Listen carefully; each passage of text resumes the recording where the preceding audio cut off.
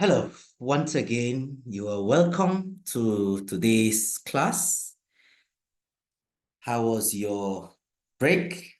I believe that we have used this period to catch up with the remaining modules that we were missing. For those of you who are just joining us, we are taking the network defense class. And we are looking at module 9, which is technologies and protocols. We would be rounding up our training within this week. By tomorrow, we'll be looking at module 10 and 11. That's tomorrow, Tuesday. And then hopefully by Wednesday, we would, if we are not done on Tuesday, then we'll wrap up on Wednesday. So if you have missed any of the previous classes, I encourage you to go back to the channel and then watch the recordings that we have dropped. So today we'll be focusing on technologies and protocol. Technologies and protocol. And we'll be focusing on monitoring common protocols. And then we will also explain how security technologies affect the ability to monitor common network protocols. So basically, we'll be looking at network monitoring and security. Okay. Now, when you say network monitoring, what are we talking about? As a network administrator, your ability to be able to effectively be in charge and control of your network is a key element of your proficiency in network management.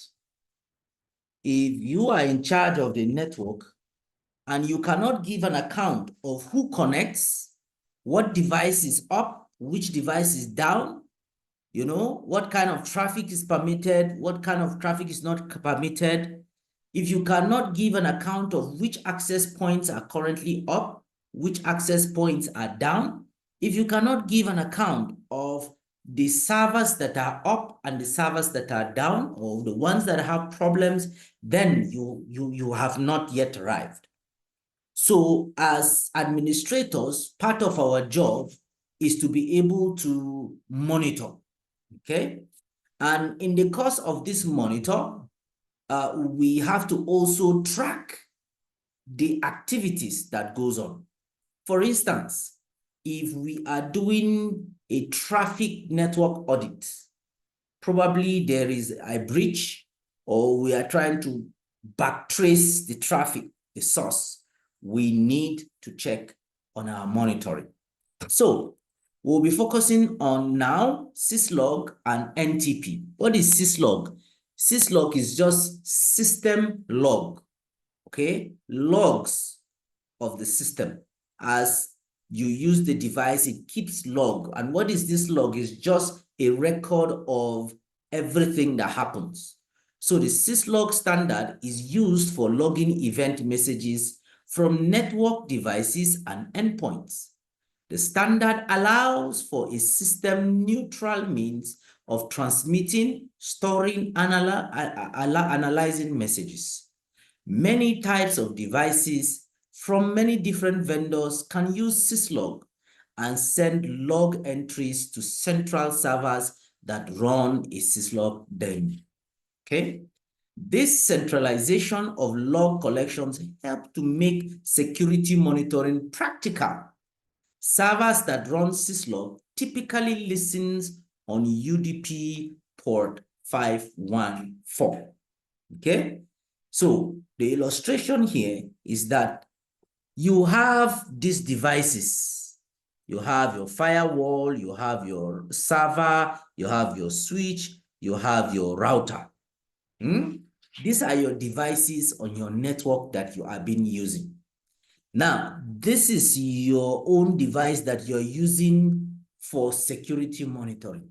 In other words, from this device, you wish to be able to find out what is happening on these devices, okay? Now, the idea of a syslog is that you have a particular server, a particular machine that keeps these logs. And then all these systems here are being configured to send in their messages, send the messages of the event to that particular server. So because syslog is so important to security monitoring, syslog servers may be a target for threat actors.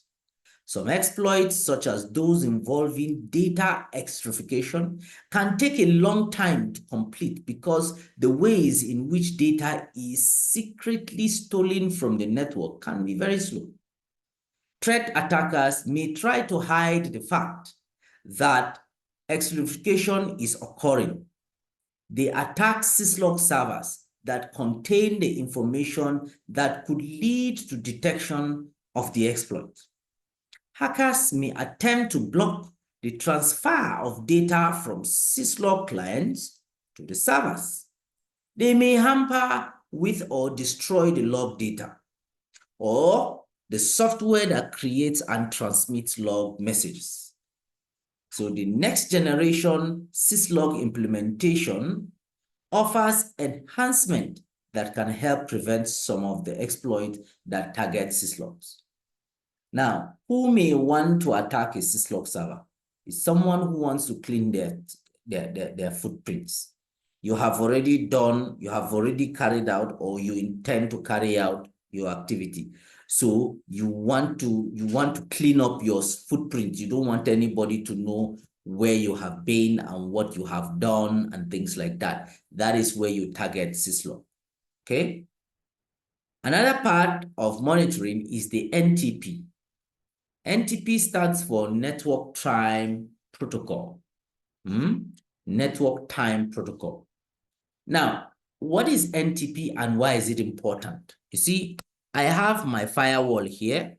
I have my core switch here. I have my access switch here. I have my router here. And these devices are supposed to be monitored by me. Each of these devices have the clock timing that they work with. Remember, with syslog, once syslog, you are documenting the event, it documents it with precise date and time, even to the last millisecond. That's what it does. So what if the timing is altered? Which means all the information that you have documented will be wrong because the timing is wrong. So here, NTP is actually a way to provide central time control where you have a particular device called the authoritative time source.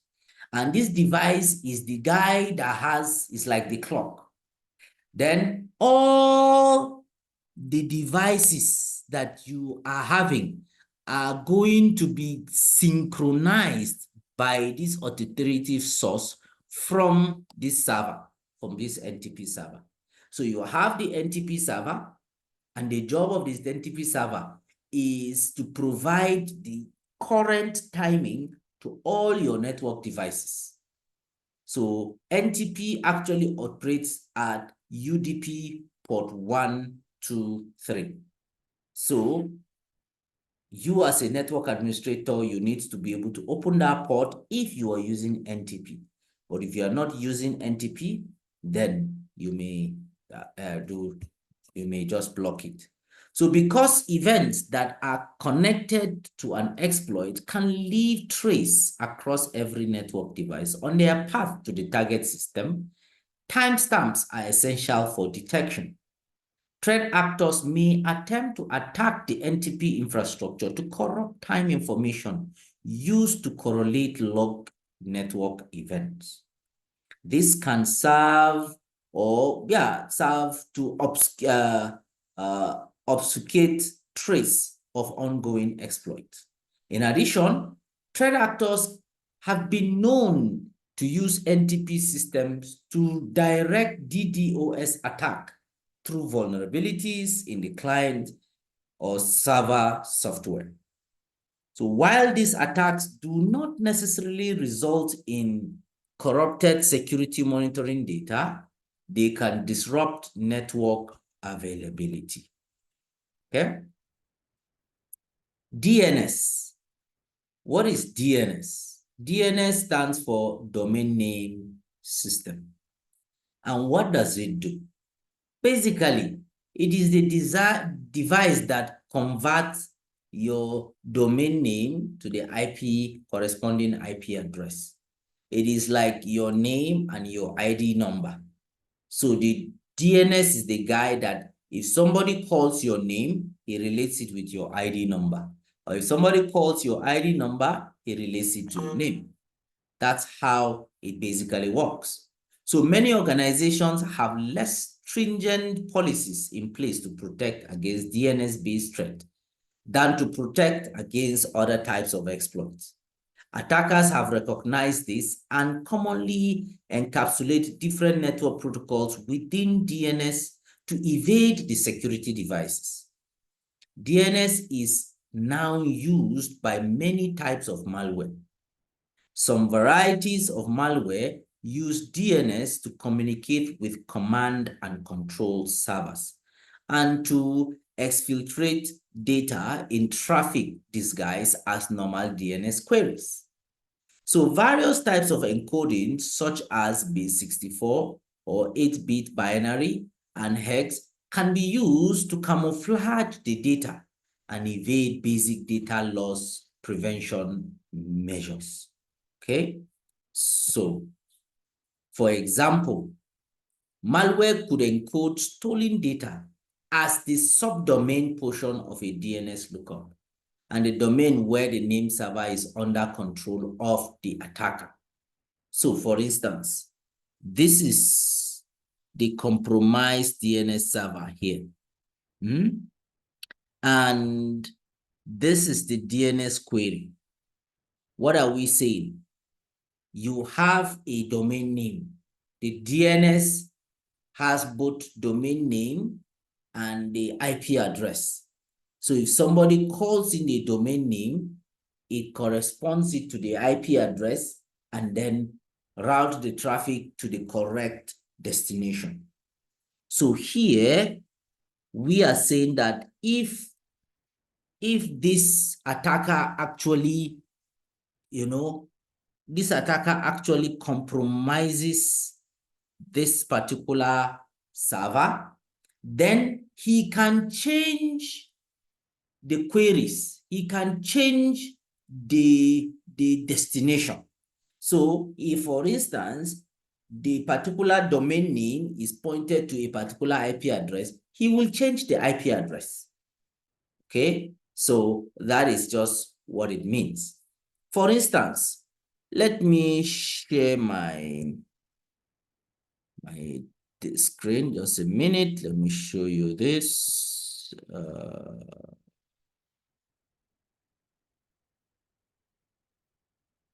Okay, for instance, now, if I ping google.com, okay? If I ping google.com, what you can see is that this is the domain name, google.com. But the DNS I have has converted it to this. The DNS I have has converted it to this. Can you see? This is the corresponding IP address of this domain name, google.com. So anytime somebody types google.com, the DNS converts it to this. So if an attacker decides to attack your DNS, instead of relocating or transferring the traffic to this IP address 216.58.215.142, he may put a different IP address so that as people type google.com, it will be redirecting them somewhere else. If you type cisco.com, for instance, okay, if you type cisco.com, look at it. This is the IP address that you have for Cisco here. So instead of the traffic, when you type cisco.com, instead of the traffic to go to the exact site that is supposed to go, it now relocates it to somewhere else. That is the area that we are concerned that the attacker can do. So it's likely that the subdomain part of such request would be much longer than the usual request. Cyber analysts can use the distribution of the length of subdomain within DNS requests to construct a mathematical model that describes normality. They can then use this to compare their observations and identify an abuse of the DNS query process. DNS queries for randomly generated domain names or extremely long random appearing subdomains should be considered suspicious, especially if their occurrence spiked dramatically on the network. So DNS proxy logs can be analyzed to detect these conditions. Alternatively, servers such as Cisco Umbrella passive DNS service can be used to block requests to the suspected command and control and exploit domains. So how about HTTP and HTTPS? These are protocols that are web-based, okay? So HTTP is the backbone protocol for the World Wide Web. That's for the WWW. However, all information carried in HTTP is transmitted in plain text from the source computer to the destination internet. HTTP does not protect data from alteration or interception by malicious parties, which is a serious threat to privacy, identity, and information security. So all browsing activities should be considered at risk. So a common exploit of HTTP is called the iframe or the inline frame injection. In iframe injection, a threat actor compromises a web server and plants malicious code which creates an invisible iframe on a commonly visited web page. What are we saying? If, for instance, there is a particular website that people are browsing, people are used to visiting, very common website. This iframe, what it does is that it attacks the server that is hosting that web page. And then it will now inject a particular code or a particular frame so that anybody that visits that website or browses that website, that particular threat is executed. So when the iframe loads, malware is downloaded frequently from a different URL than the web page that is contained in the ifcode. So network security service such as Cisco Web Reputation Filtering can detect when a website attempts to send content from an untrusted website to the host, even when sent from an iframe. And that is why it's always advisable that you have a licensed antivirus on your system, so that if there are pop-ups or there are backdoor pages or there are iframes that are downloaded or are executed when you launch a particular website, those are being detected. So to address the alteration or interception of confidential data, many commercial organizations have adopted HTTPS or implemented HTTPS-only policies to protect visitors to their website and services. HTTPS adds a layer of encryption to the HTTP protocol by securing the SSL. This makes HTTP data unreadable as it leaves the source computer until it reaches the particular server. Note that HTTPS is not a mechanism for web server security. It only secures the HTTP protocol traffic while on transit. That is what actually happened. Unfortunately, the encrypted HTTPS traffic complicates network security monitoring.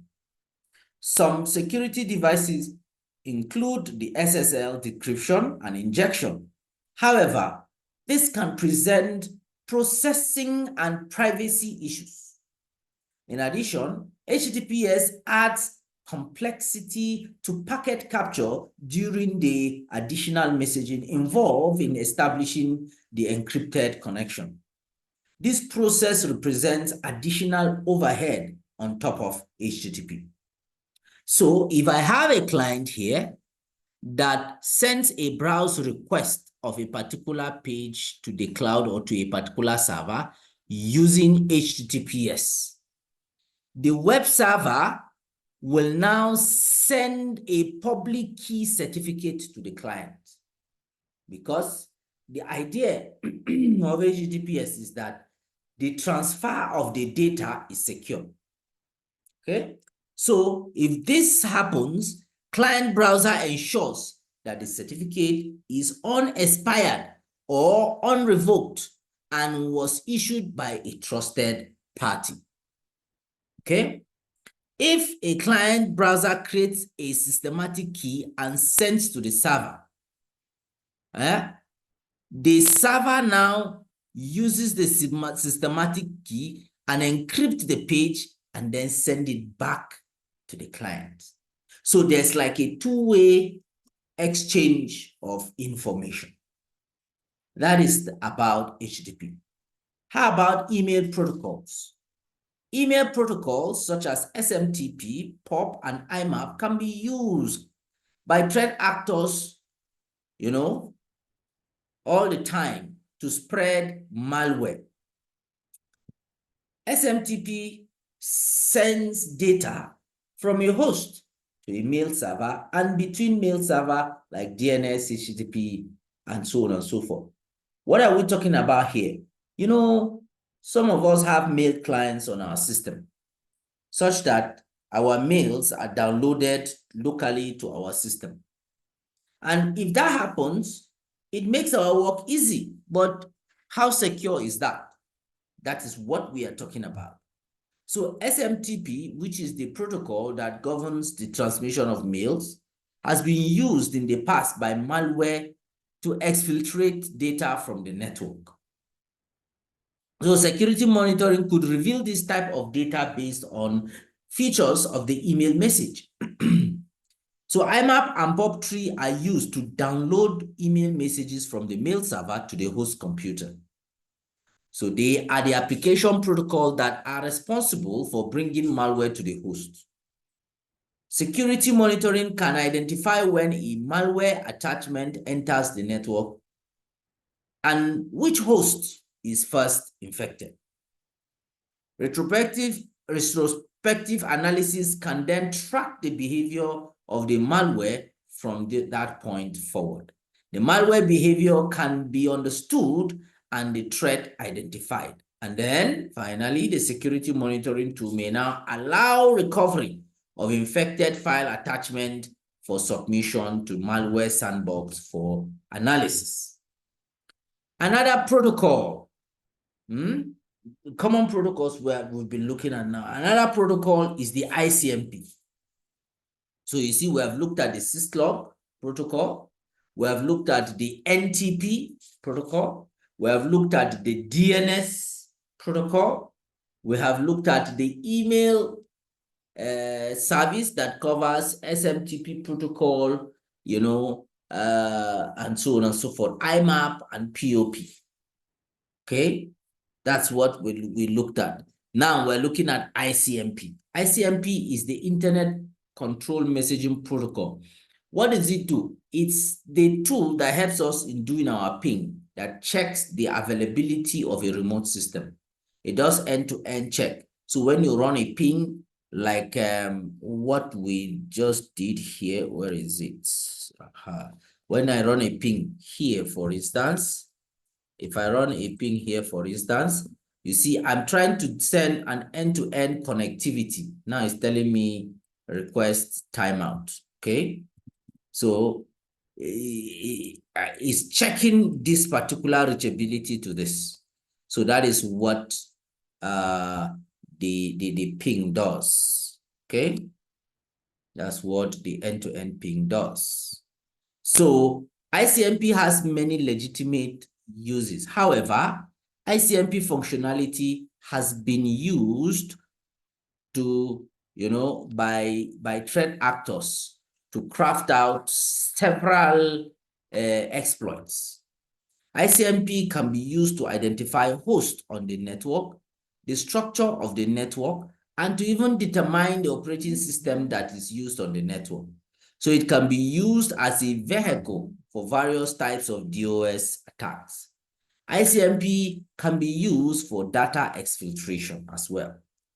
All right. Some varieties of malware use crafted ICMP packets to transfer files from infected hosts to threat actors using the ICMP tunneling method, such as low-key exploits. Several tools exist for crafting tunnels. All right. So you can search the ping for tunnel to explore, such tools. So let's look at the security technologies, since we have looked at the common protocols, okay? The technologies that you can use to monitor and to control include the access control list. Remember, we have talked about access control lists in previous chapter. So many technologies and protocols can have impact on security monitoring and access control lists.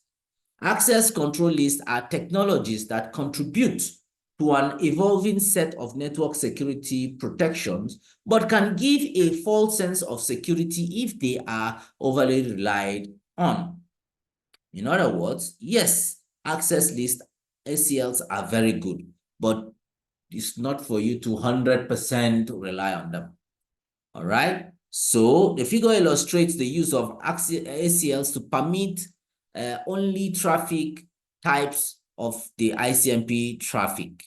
The server 192.168.1.10 is part of the inside network and allows to send ping requests to the outside host 209.165.201.3. The outside host returns ICMP traffic and is allowed if it is an ICMP reply. So source quench or any ICMP unreachable message. So what we are saying here is that the rule that is created here is saying that access list rules on router 1 for ICMP traffic from the internet. So access list 112, which means it's an extended access list. Is that not so? And then what is it? Permit ICMP any echo reply, which means permit ICMP coming from anywhere, going to anywhere, or with any subnet mask to reply.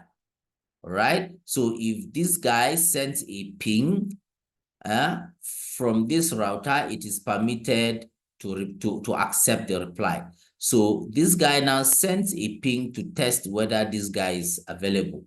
So this access list is saying, okay, permit the traffic to be able to reply, right? So here the rule 2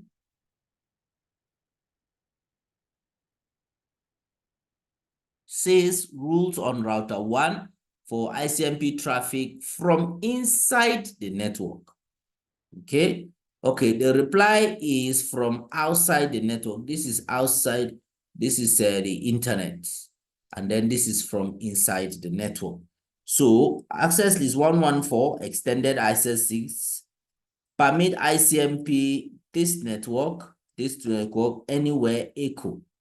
Echo means the response or the ping as it goes out, permit it to go. You are echoing, you are sending the ping. All right. Reply is echo reply when it's coming back. Okay. Attackers can determine which IP address protocols and ports are allowed for the access list. This can be done either by port scanning, penetration testing, or other forms of reconnaissance. Attackers can craft packets that use spoofed source IP addresses. Applications can establish connections on arbitrary ports. Other features of protocol traffic can also be manipulated, such as the established flags in TCP segments. Rules cannot be anticipated and configured for all emerging packet manipulating techniques.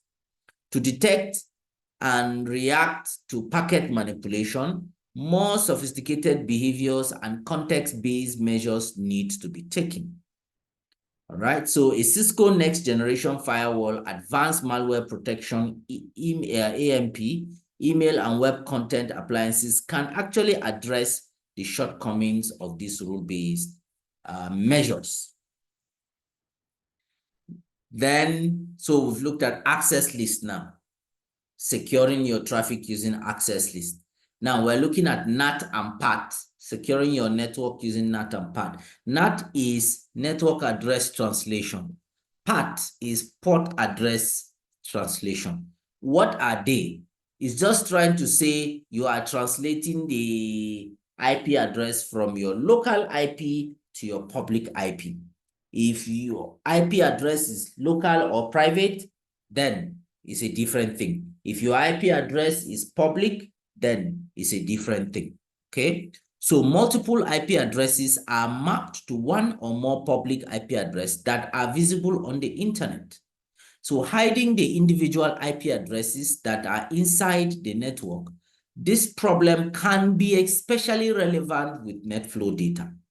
So what we are saying is that, you see this PC here has this IP address 192.168.10.10. This is a local IP address, a private IP address. So we will call it the inside local IP address. And that IP address is like your village name. Yeah, the name they used to call you in the village.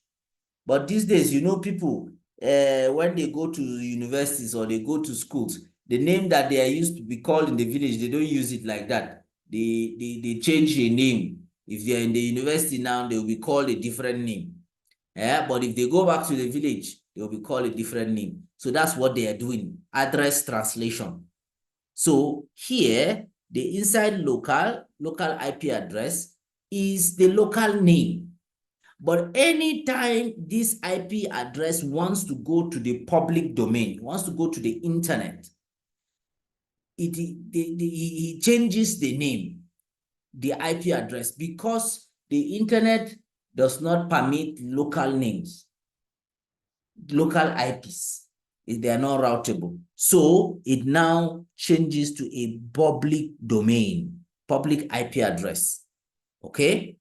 Let me show you what I mean, for instance. If I check my IP address here, I want to believe you guys can see it. Let me see. Yes, you guys should be able to see it. If I ask if I ask the system for my IP address, you see, this is the IP address that my system is getting. So this is a local IP address for my system on my local network that I'm using here. But if I want to check how is my system being seen globally, if my system is going to the internet, what IP address is he using in the internet? So let me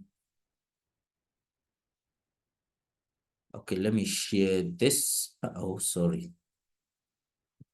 Let me share it. This. Okay. So now I want to find out how my IP address is seen outside on the internet. So I will just come here. I say, what's my IP? I want to search. What's my IP? Let me see what my IP is looking like on the internet. So let me see. Can Can you see? The IP that is in the internet is 102.91.92.10. This is the public IP that my system is using. But locally here, look at the IP here, 192.168.0.140. But what is going out is something different entirely. So it is the NAT process that happens. So how, if you want to know who this IP is, it will not be tied to me. It will be tied to my service provider. If you want to know my service provider, if I click here, it will tell you who owns the IP address. Can you see my service provider? So who is my service provider? Look at it. It's MTN Nigeria Communication. So I am using MTN network currently now. As I'm using this network, I'm using MTN network. Okay, so it can change. So if I change my network, let me see if I can change my internet. It will have a small glitch, but it will come back. But it's just for the purpose of this class. Let's just be patient. Let's see if it comes back. All right, so I've changed my network. So if I change my network, you see my IP address is 192.168.0.140. So I've connected to a different router now. See my IP address. This is my new IP address. 172.168.31.49 is my local IP address. Sorry, I got lost there a little while. It's because of the change of the what do they call it now? The network that I did, okay? So we will go back to it. So now, this is my IP address. This is my local IP address, 172.168.31.49. So if I come here, I say, what's my IP? I'm looking for my IP now. Yeah. If I'm looking for my IP now, I'll search for my IP and let's see what happens. Let me go back. So if I say, what's my IP? You see the first one, it gave me my IP and it told me my ISP. So now let's see. You see the IP has changed. Can you see the IP has changed to 105.112.229.186? And because of this, if I click it now, it will show you who my ISP is. So I click it.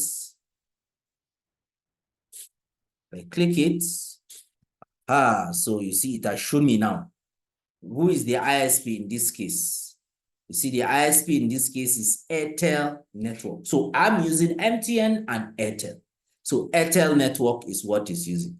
And it's even telling me where I'm using. I'm connecting from where? Country Nigeria, State Plateau, City Jos, and it's even giving me the absolute location where I'm currently using this.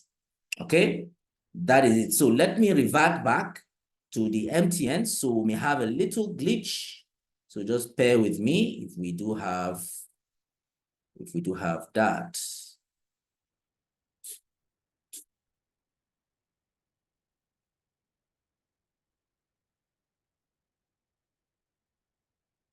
Okay, so let's continue. All right, so that is how NAT works. So multiple IP addresses are mapped to one public address. That's the concept. Okay, that are visible on the internet. So that public address that you can see, many people can use that public address. So the problem can be especially relevant with NetFlow. NetFlow are unidirectional and are defined by the addresses and ports they share. NAT will essentially break the flow that passes NAT gateway, making flow information beyond point unavailable, which means that if somebody on the internet sees that my public IP that I showed you and he wants to access or wants to get to my system, he will not be able to get it because there's a server somewhere or a router somewhere that does the conversion, unless you configure what they call port forwarding to allow it to pass. So the figure illustrates the relationship between internal and external addresses that are used as source addresses and destination addresses.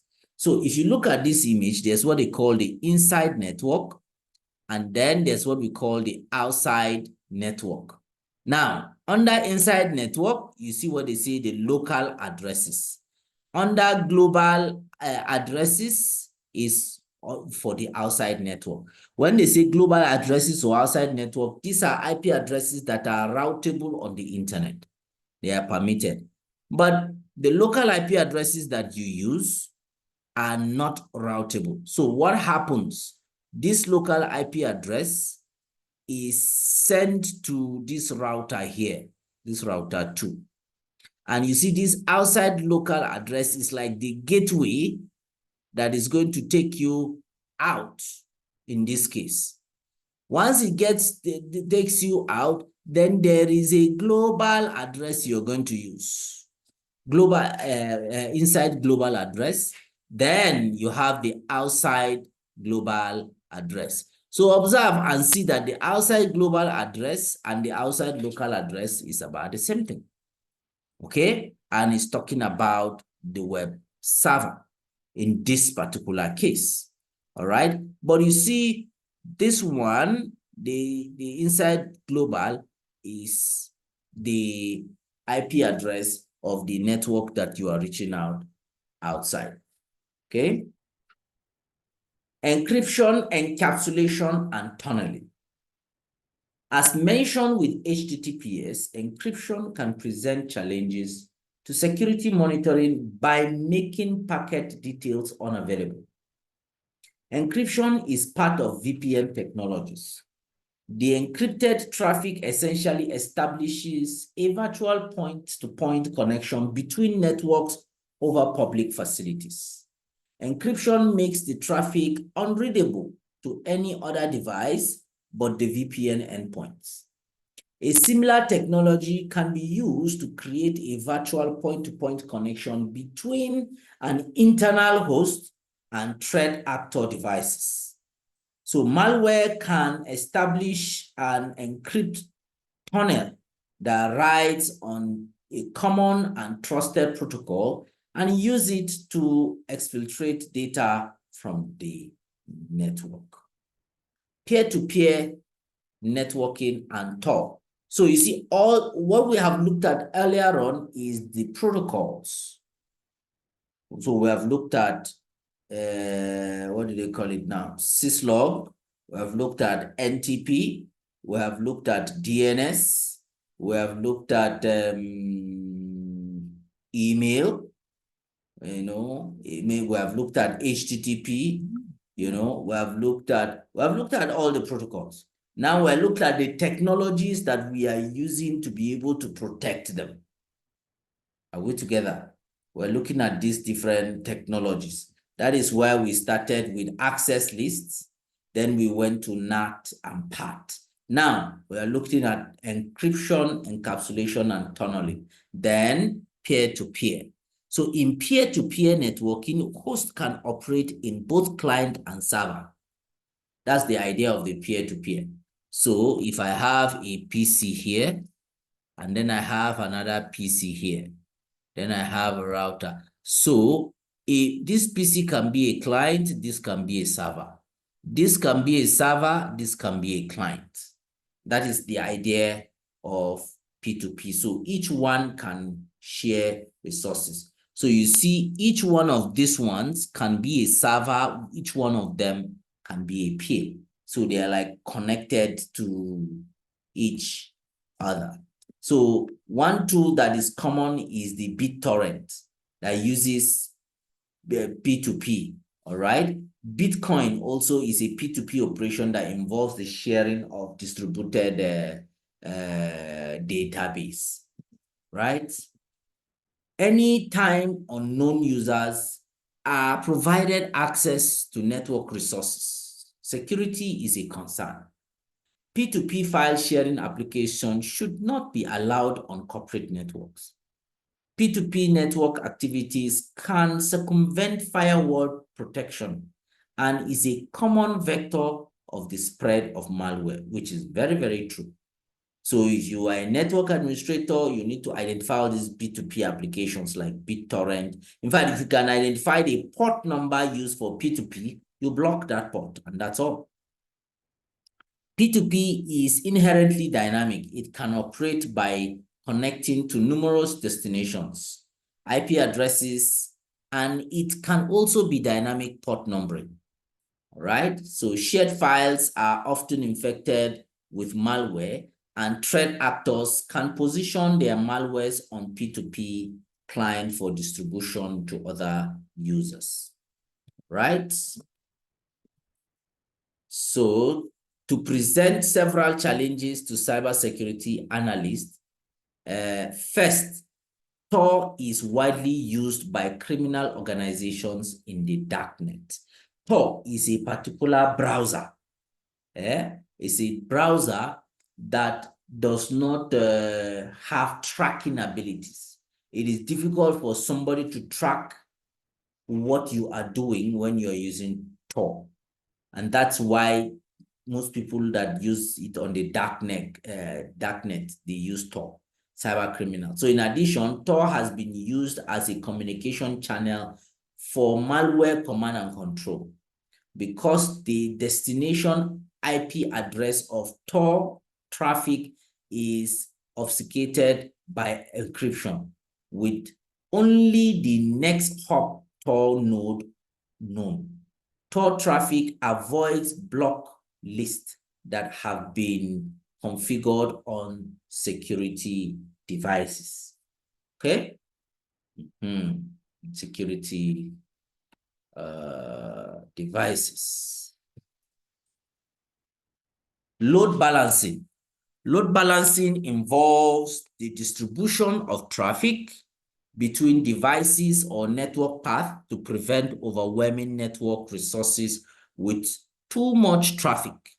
If redundant resources exist, a load balancing algorithm or device will work to redistribute the traffic between those resources, as you can see there. So the idea of the load balancing is when traffic are too much in one side, you reduce to the other and things like that.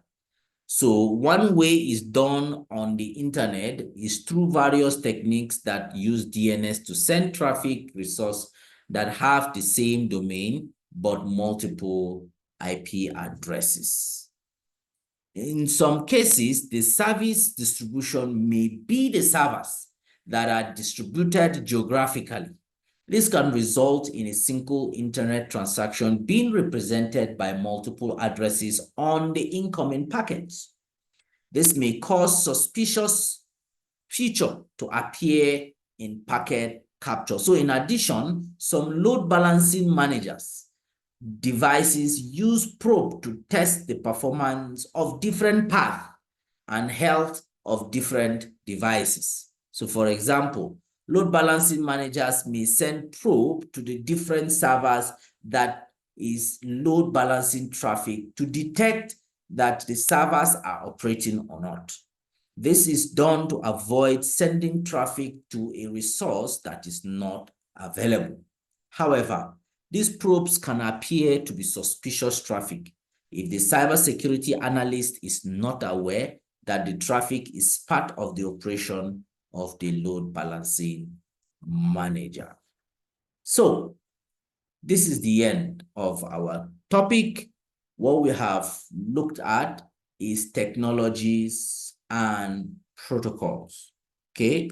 And the protocols that we saw include the DNS protocol, we saw the NTP protocol, we saw the syslog protocol, we saw the HTTP protocol, we saw the DNS protocol, we saw the email service protocol, and we saw all those protocols, okay? And we've seen in those protocols how particularly threat actors, access those protocols in order to cause damage. Then we now looked at the different technologies that you can use in order to prevent this kind of attacks. So this is where we draw the curtain for today's class, unless maybe there's any question or not. I'll be uploading the lecture notes, the recording up in the YouTube for those that may also need it. So any question before we call it? I have a question. Please go ahead. Yeah, but not really particular to this topic, maybe just on the cost structure. Yes.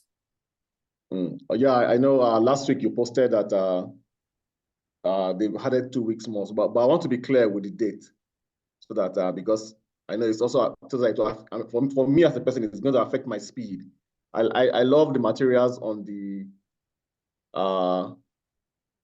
course because it's giving me, in fact, going through your videos and going and doing this, just like I'm doing one thing twice. You know, they say when you read twice, you understand more. Yeah, so, and it also helps in solving so that the questions and exercise now become so easy and seamless. So I want to know what the time frame we'll have so that it will know, so that let me know the speed I need to use to achieve, to finish whatsoever I need to finish on this network defense course module. All right. So what we did was the time allocated is the 2 weeks is for us, the instructors, to be able to finish. So we were supposed to finish last week. So now we are going to end by this week. However, you are still opportune to continue on your own till the 30th of this month. Okay, that was a good one. Yes. That was a good one. So on your own, you still have access to every material and everything till the 30th of this month before the class will officially end. But the teaching should end within this week. So for those who probably missed some classes, that is why we are just uploading on the YouTube link, so that those who miss classes due to engagement can visit the website, the YouTube link, and just watch it.